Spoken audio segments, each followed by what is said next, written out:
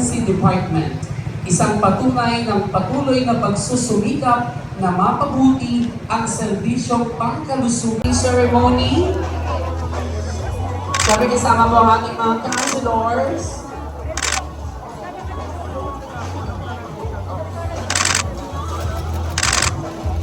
Samahan niyo mo ako magbilang in 5, 4, 3, 2, 1!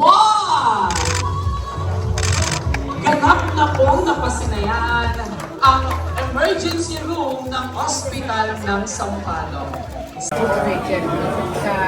COVID center? Oo, kita niyo naman. Saka sa ospital lang may. Oo, naman talaga ito. May wala na naman.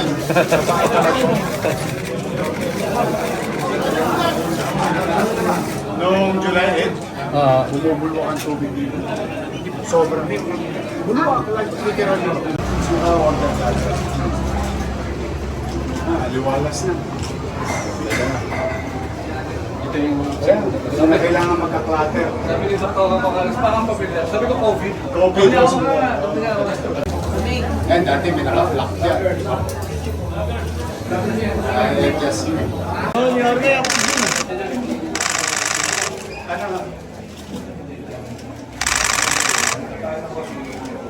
Man, kami naman.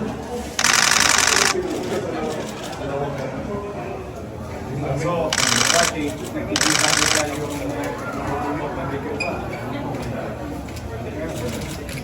divider lang kami.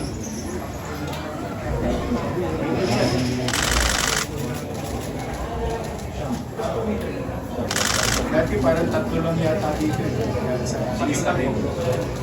Ipo-provide niya na siya. Baka maganda mas may molecular solution.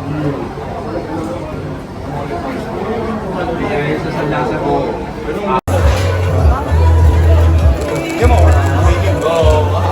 Hindi, pwede na mag-Starbucks dito ah.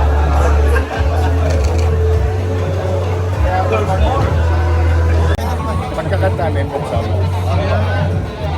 Para yung tao, hindi siya mainita.